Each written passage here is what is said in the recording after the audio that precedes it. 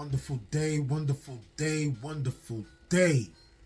This is your neighborhood sensei Fouché, telling all y'all stay woke.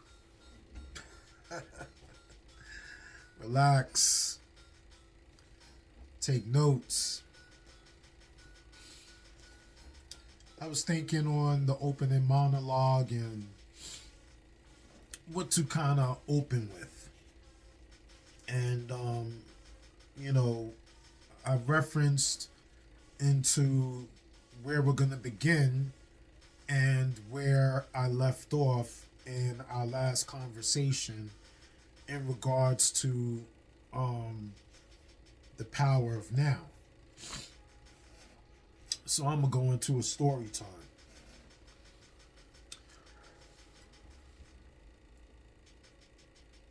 When I think about time, for me personally, there was a moment when I was living back east in my second state of residency, and I was in a real dark moment, and I was homeless. Didn't have a place to live. Had too much pride and shame to really ask for a place to stay. And there was one night I was walking. I can't remember if I was walking towards the west side or away from the west side going east. And I passed by this, or I was walking towards this abandoned apartment complex. And I really needed to rest for a minute, and I figured it was a place that I would have a little bit of cover from the wind. There was a little bit of closure. So I sat on the steps in front of one of the doors to the apartment. And after a bit, I leaned back and, the door went open, and I noticed that the door was not secure. And I investigated within the premises using whatever tools I had, the light on my phone or the lighter, just to assure that there was no one in there, or no one, that there was no one in there, or no one that possibly might be coming back. And I was able to have that as a place of security, I would say that, because it had four walls and it was a stable enough environment. It was just abandoned and basically about to be torn down somewhere in the soon to be after future, which is now the past, because that's what wound up happening.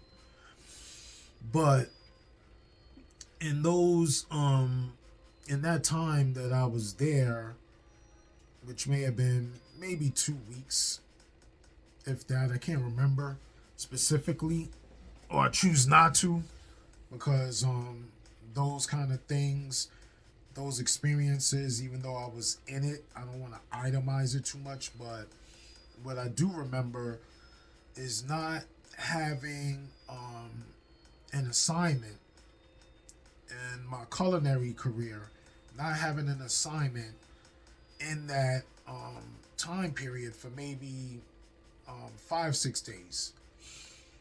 I didn't have any money. I didn't have any money for food. I mean, the money I had was extremely limited, if that. And at that moment of time, I probably was in the practice of walking to work a whole lot, because yeah, if I left early enough and I was smart in that respect, not in the totality of the living in that moment the way that I chose. But yeah, walking was a way to minimize extra expense. But again, in those days, I had to fill time. Um, 24 hours, could feel like 36. 24 hours could feel like 36, man. And when you don't have any electricity, um, so there's no light, no television, no stove, microwave to even state that. I should have stated that first. No microwave, no stove, no nothing. You know what I'm saying? Just the sounds of silence and the old 60s folk song of Simon and Garfunkel. Just the sounds of silence. That's all you got. Nothing else. You know what I'm saying? And that was a moment personally where I really, really had to understand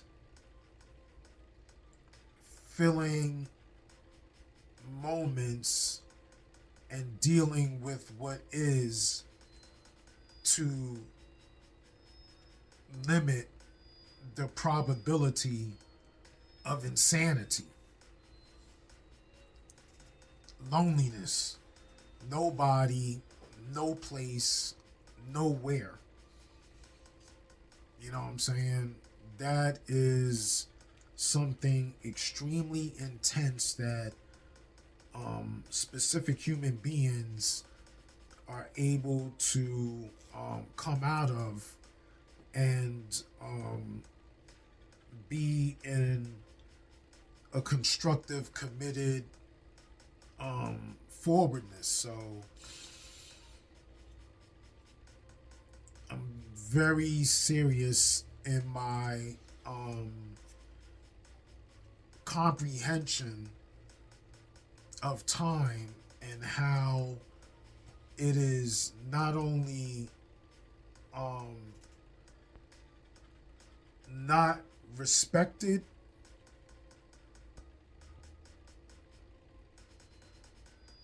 but also minimized in its highest value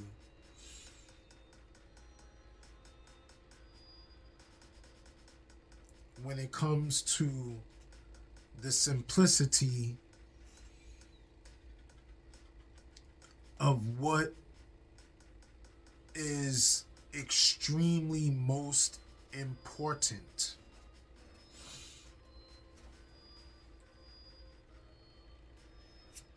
No sad stories, no pity. I appreciate that moment because it was a testimony of strength, perseverance, and being able to practice processing and honesty, forgiveness, not to others but to myself, on how I chose to punish myself in how I felt due to childhood trauma.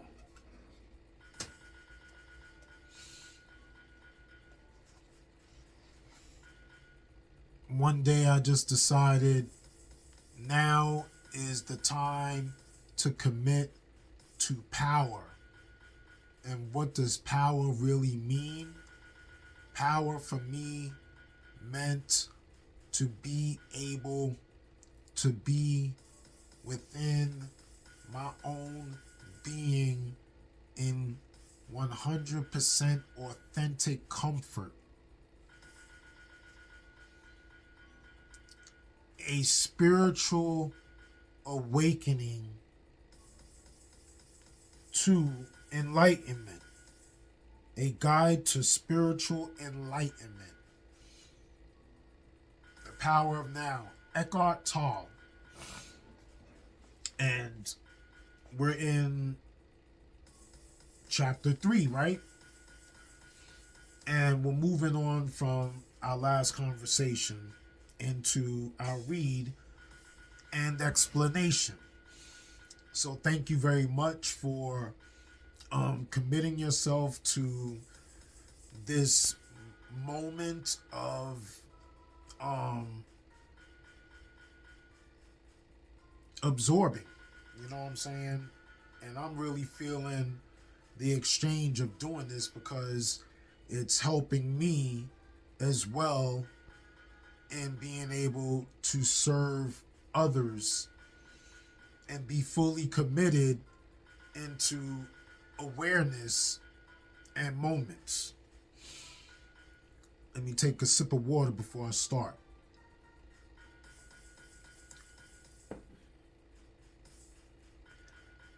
The insanity of psychological time. Psychological time is a mental disease.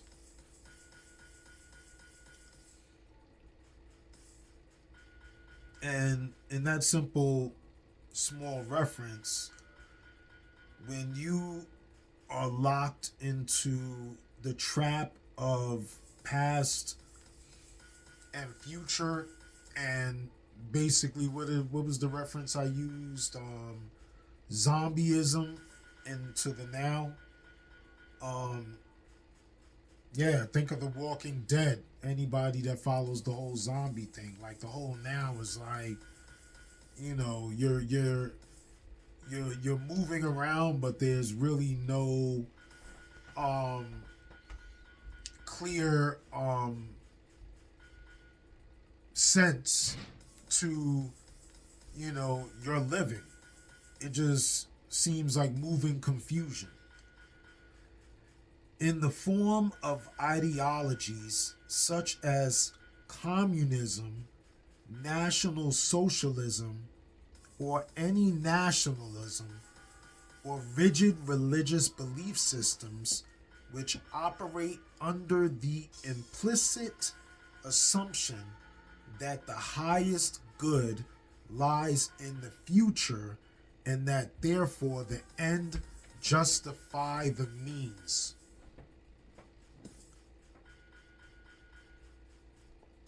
So they're saying that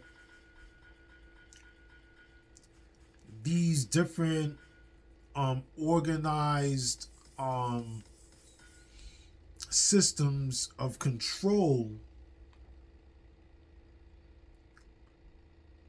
what they are going to do is they're going to sell you on the fact that if you follow their ideas, then this is guaranteed. Specifically, this is what is going to happen if you let us do this. If you allow for us to do this for you, this is what is going to be promised in the end. So you, again, have to give your power to them in order for your future to be manufactured. The end is an idea, a point in the mind projected future. When salvation in whatever form, happiness, fulfillment, equality, liberation, and so on, will be attained. Not infrequently, the means of getting there are the enslavement, torture, and murder of people in the present. That makes me think about these wars that we go through. You know what I'm saying? If you say yes to us torturing and killing people, then we will have world freedom, right? we'll have world freedom if you allow for us to torture and do inhumane things to other beings, people. We will have peace and we will be fulfilled. I'm going to have a conversation coming Monday because the inauguration is Monday. Wait for that one. And, there probably will be judgments, no different than me dismissing, the mystery man in the sky that they call God, and putting Jesus into a false idol, a image-based, projected thing that they worship, which, not to say that he wasn't someone of light, but he wasn't someone to be idolized and martyred, because that's losing touch with you and your true power, because then you're giving your power again away to something in the past, hoping for something in the future instead of focusing on now, which is you, because you here right now. But they're telling you, hey, pray to Jesus, and if you give your power to Jesus, then Jesus is going to promise you this type of future. And then in the meantime, you lost into what's going on in the present because they're telling you to commit to something in the past to attain something in the future. How does that make sense? We here right now. Can't you tell me how to figure out the moment and applying solutions to the moment and the power that I need in the moment and how that's going to come right now in this moment?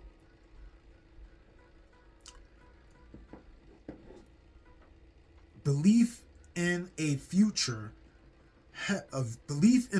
heaven creates a present hell.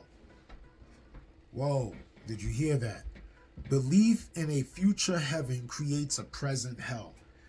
I didn't even read the next sentence before I gave my whole ad-lib after the paragraph that I read prior to that, talking about giving your power to someone that existed before, that is supposed to appear in the future and give you something and pertaining to happiness somewhere down the line if you give your power to it. So again, it says belief in a future heaven creates a present hell. You waiting for something, and then the whole time that you waiting for this, hopeful happiness, you suffering right now. And they ain't got an answer for that other than, give yourself to someone that used to be, even though you here right now. But they ain't telling you about truly the Christ and what the Christ represents. They connected it to Jesus and saying that you suppose the Christ lies in what was before, and it'll be in the future if you follow what was before.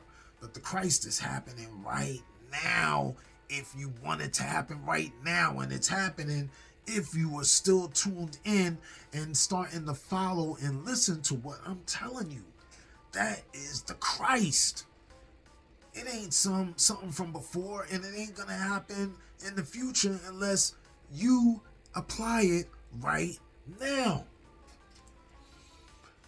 The old patterns of thought, emotion, behavior, reaction, and desire are acted out in endless repeat performances, a script in your mind that gives you an identity of sorts, but distorts or covers up the reality of now. If you're talking about drip and not clothes, this is that straight drop. I mean, y'all could call it the drip. Y'all could keep that drip thing.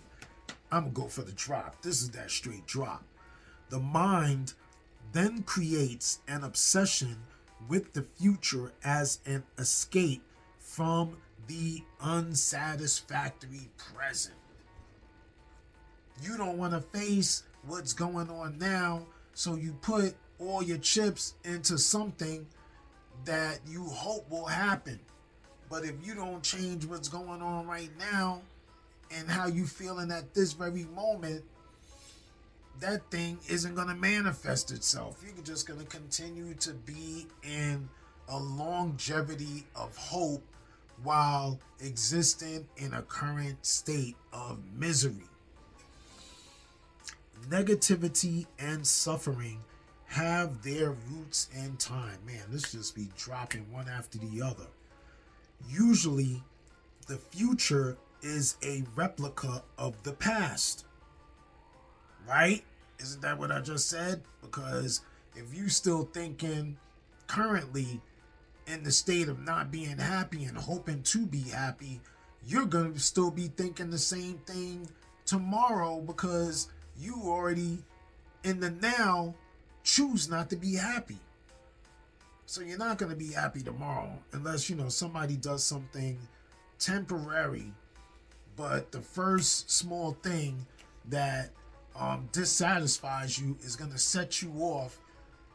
It's almost like an addict, having a relapse. You're going to relapse back into misery. You know what I'm saying? Put it in that text because you addicted. Man, look, I might intro that in the next conversation, but I was addicted. Before I was addicted to alcohol, before I was addicted to cocaine, before I was addicted to anything, I was addicted to anger. And because of anger, then all these coping mechanisms follow through. So if you are addicted to misery and anger, then the chances more than probable is you're going to continue to follow in that addictive mind state.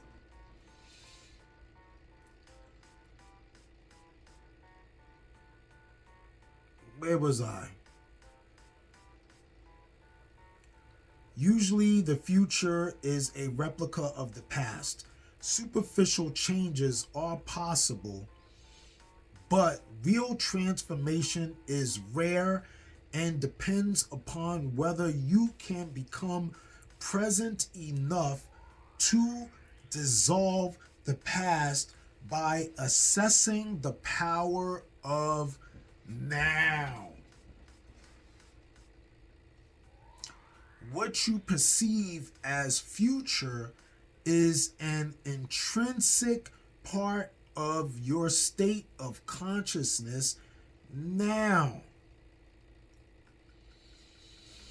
If your mind carries a heavy burden of past, you will experience more of the same. The past perpetuates itself through lack of presence.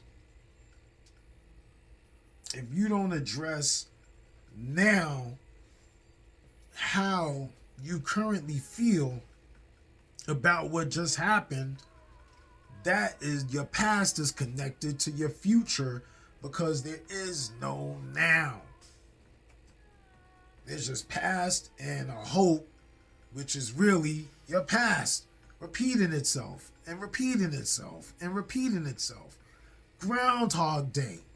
That movie. We got Groundhog Day coming up in a couple of weeks, but the movie Groundhog Day with Bill Murray and Andy McDowell.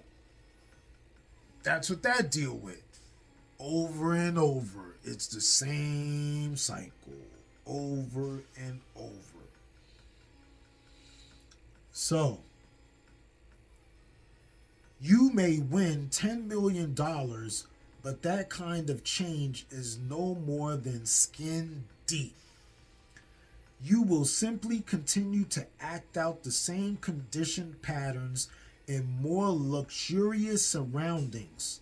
Humans have learned to split the atom. Instead of killing 10 or 20 people with a wooden club, one person can now kill 1,000,000 just by pushing a button. Is that real change? If it is the quality of your consciousness at this moment that determines the future, then what is it that determines the quality of your consciousness? Your degree of presence. So the only place where your true change can occur and where the past can be dissolved is now. They just dropped it. They just dropped it. The conscious con, in order for that conscious con to be defeated and pushed off the stage, at the exact moment, your courageous self needs to push that coward off to the sideline and tell it to stay there. All negativity is caused by an accumulation of psychological time and denial of the present. Unease, anxiety, tension, stress, worry, all forms of fear are caused by too much future and not enough presence. Hoping it'll all go away. Oh my gosh, if I close my eyes and just wish that everything didn't happen, then it'll be all better. No. If you don't deal with the confrontation of whatever the situation or problem is,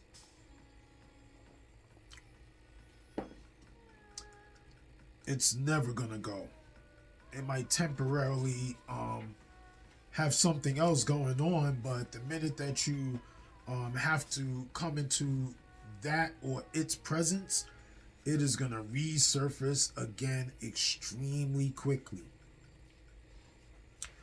Most people find it difficult to believe that a state of consciousness totally free of all negativity is possible. And yet, this is the liberated state to which all spiritual teachings point. It is the promise of salvation, not in an illusionary future, but right here and now. That's what all these great sages or wise men keep trying to talk about. But the common person gonna push you to church. Don't listen to that sage, or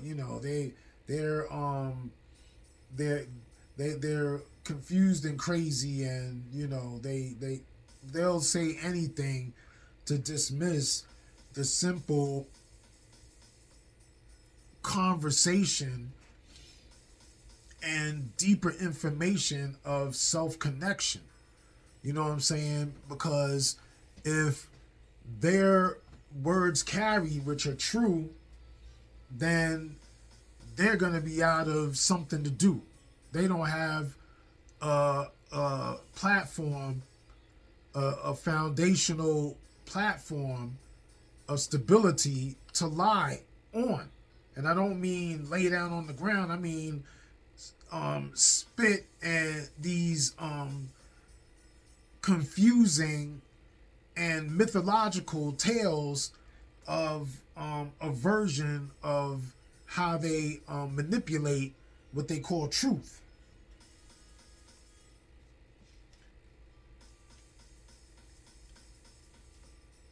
may find it hard to recognize that time is the cause of your suffering or your problems.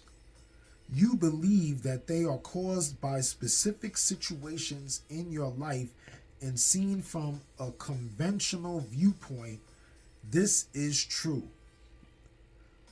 And that's only saying that, the situation basically presents itself.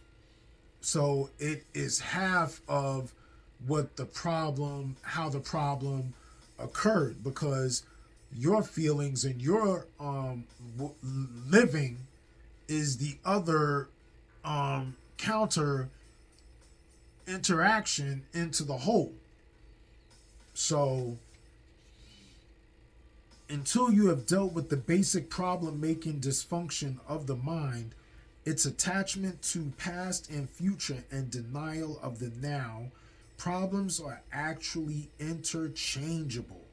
If all your problems or perceived causes of suffering or unhappiness were miraculously removed from you today, but you had not become more present, more conscious, you will soon find yourself with a similar set of problems or causes of suffering, like a shadow that follows you wherever you go.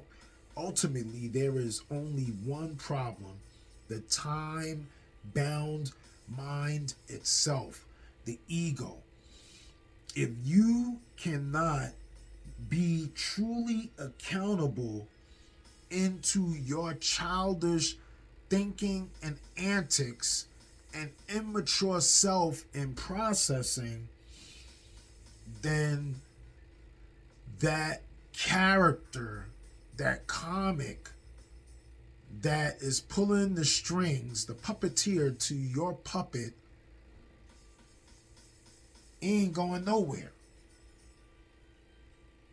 Because that's the main problem, is that you letting the clown pull the strings. So until you get rid of the thought of, or the letting of the clown pull the strings and being the puppeteer, instead of the true master within you, which is your highest level of self-being and maturity, you already know. Trouble, trouble, trouble. There is no salvation in time. You cannot be free in the future, right? Because you need to be dealing with the now, because you don't know what's going to happen tomorrow. You know what I'm saying? If you ain't free right now, then the future could be the end in the now. And as long as you still trapped in being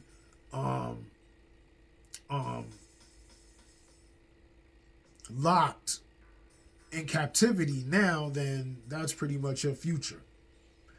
There was an episode in The Walking Dead where this dude was so conditioned and so damaged mentally that he was put inside of a cage for the safety of the person outside of the cage, but more because he was testing this man's mentality and will of thinking and processing. And all said and done, he told this man that the cage was never locked. You know what I'm saying? And he had the possibility to be free the whole time, but because he was in a cage and the door was closed, he automatically thought that it was locked and he couldn't get out. He didn't even try to test the door to see if it was really locked when he awoke and found himself in there. Like, he just assumed that it was locked and he belonged in there. So then once he escaped and then tried to hurt or harm the person that placed him in there for the sense of safety, the man was very alert and well skilled in the art of self-defense. So he protected himself, but at the same time didn't extremely hurt the person that he was trying to save, because he was really trying to save this guy, but he needed to contain him to make sure that he was psychologically in a place to where he was able to feel more comfortable for the different forms of nature around him. You know what I'm saying? But once he subdued the man by protecting himself, the dude automatically, instead of run away and escape and flee into the field, into the wilderness, and this was at the same time a beginning of him awakening himself, is he went right back into that same opened, unlocked cage, opened it up, went in and closed it behind him, knowing that it wasn't locked, and stayed in there. Finding the life underneath your life situation. So, in question to the conversationalist on the other end, to the scholar, they question, I am extremely unhappy with my life at the moment, and I would be deluding myself, which means fooling, if I tried to convince myself that all is well when it definitely isn't. To me, the present moment is very unhappy. It is not liberating at all. What keeps me going is the hope or possibility of some improvement in the future.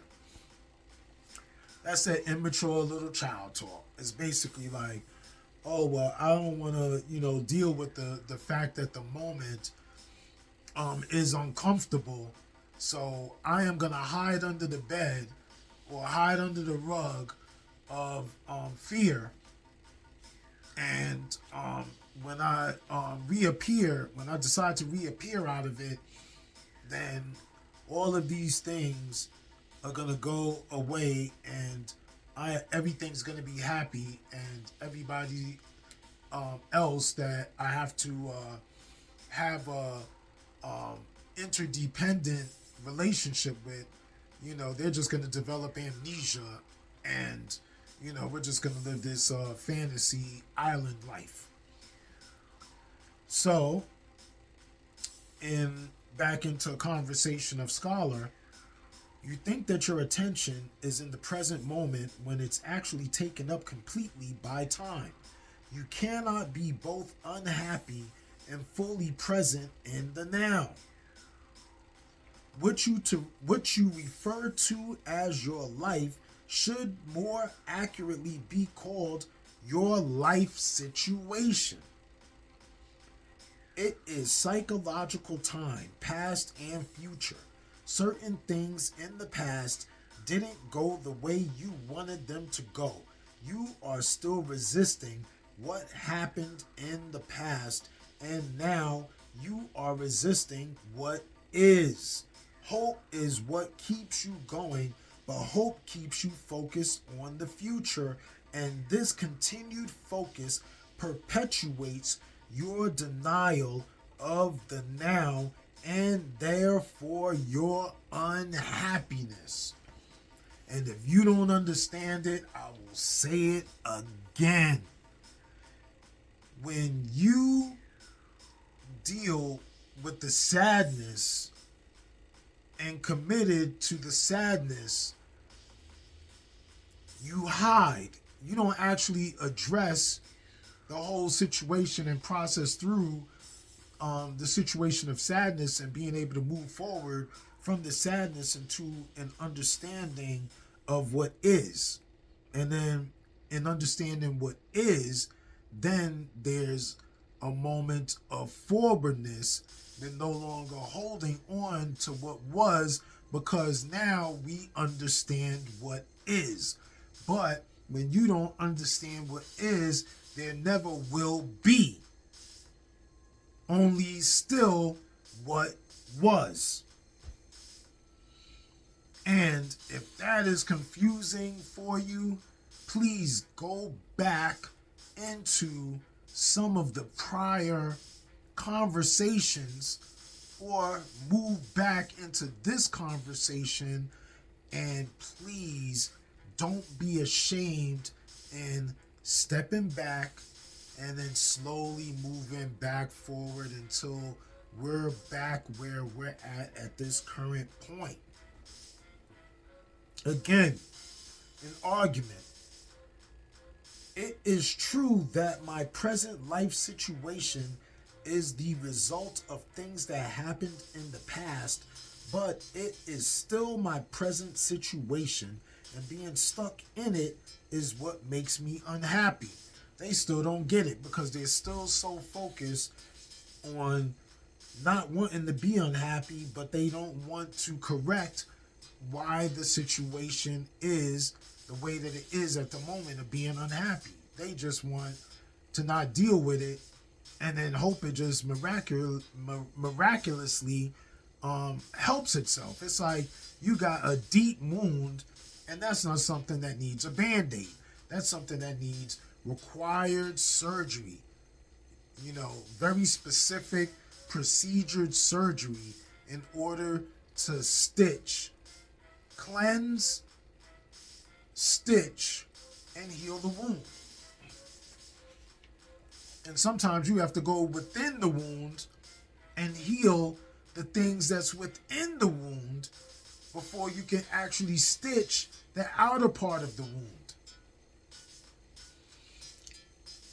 Your life situation, wait up, let's forget about your life situation for a while and pay attention to your life. Look at your whole entire life and the patterns of fear and denial and negligence.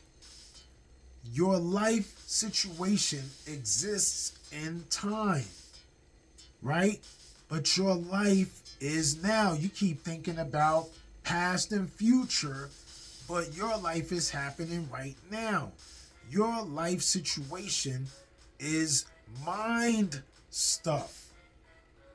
All that could be corrected when it comes to perception and how you see and assess the issues or the problems by facing them. In doing that, then your life is real.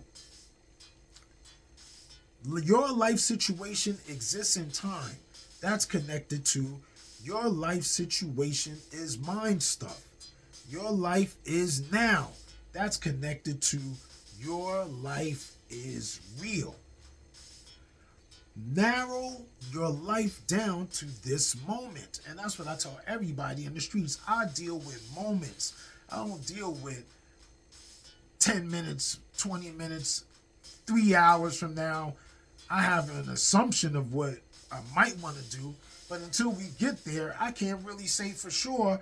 But when it happens, I can relay on the replay what happened, but I can't tell you for sure that's going to happen until it happens, because I'm dealing with the now. Narrow your life down to this moment. Your life situation may be full of problems. Most life situations are, but find out if you have any problem at this moment, not tomorrow or in 10 minutes, but now. Practice that before, when we go, which will be in the next few minutes.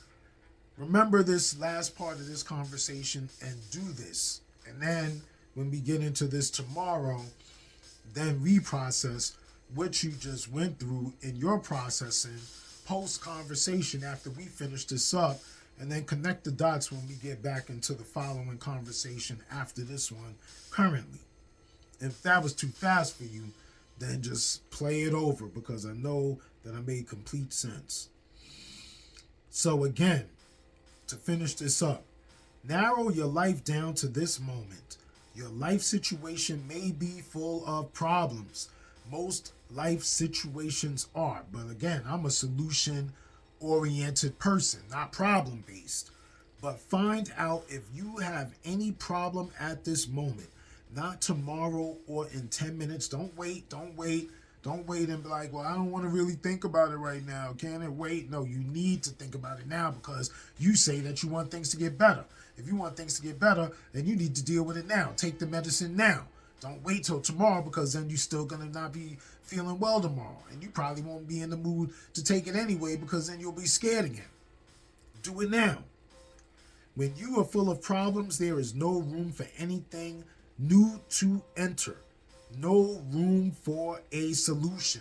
If you keep a whole head full of problems and don't find out how to let them go with the proper remedy, there is no room for solution. I'm trying to give it to you, but if you so full of problems and ego, then no matter how much video you follow, whether it's mine, someone else's, whether it's round the clock thinkers, whether it's Stay Woke, whether it's Dr. Phil, you know what I'm saying? It doesn't even matter. It doesn't matter. Whatever expert, the Dalai Lama, you know what I'm saying? If he was still alive, if Gandhi was alive, if Dr. Martin Luther King Jr. was alive, it wouldn't even matter because of who you are. If it was Malcolm X, it wouldn't even matter because of who you are. You will make it a point to convince them why you should only be half-stepping and not fully committed into the purpose of being fully into your total you. I promise you, it doesn't matter what kind of great person it is. If they tell you to change and you need to be fully committed, you're going to find a way to convince them, hey, but what if I just kind of keep this, it ain't really that bad. They're like, no, you really, no, but I'm saying, I'll be the exception. I'm different. But you've been doing things your way all this time, and you the failure that so-called need the help. But then you trying to compromise with the person that's telling you how to do it and the way to specifically get it done. You trying to compromise your foolery with intelligence. This your neighborhood Sensei Fouché, telling all y'all stay woke, but relax.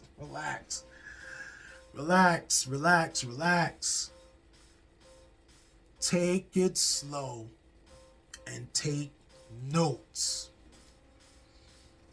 Go back if you need to. Don't be ashamed. I'm a dummy when I really know that I haven't fully grasped completely the information. You know what I'm saying? I just don't shoot it to you just off of, reading it once and, listening to it once or whatever I do and just be like, oh yeah, I'm good. Like, trust me, I go through these things and people that are very close to me, they know this. Like, I go through these books 3 times. Back in the days, I'd be reading like 2-3 times in a row, the book over and over again in sequence with other books. I just kept reading. I read this book, then I go over to this book, then I go to this book, then I go to this book. By the time I go through 6, then I'll recycle back and go back to the other book that I read, 6 months ago. Same thing here. If I, follow a certain book, like I'll break that down 3 times in a row before I move on to the next one. You know what I'm saying? Because again, I am about deep research, you know what I'm saying? And I am trying to be about truth. You know what I'm saying? It's all about the truth. Not trying to prove something to you, but being real about what is. You know what I'm saying? And that's what it really is about. I ain't trying to convince you of nothing. You can look it up for yourself and tell yourself that I am wrong. But make sure that you looked it up and be 100% into fact by exploring a lot of different areas, not just one specific area. Just don't throw that King James Version Bible at me and tell me, well, this is the end of all means, because the first thing I'm going to tell you is, well, this is an organized book that was commanded to be put into organization by King James, who was the ruler of England, and ordered or strongly suggested for the assistance of Shakespeare, William Shakespeare, to write and translate and constrict these group of books into an agreed, organized state that the king was comfortable with, who was a pedophiler. King James was a pedophiler. Look it up and tell me that I ain't telling the truth. Look it up. Look it up. Please, look it up. I want you to look it up. I want you to. So, on that note, tomorrow's another day, because I could keep rapping for about another, 45 minutes, but, you know what I'm saying, we just going to ease back a little bit. So, be smooth. 1.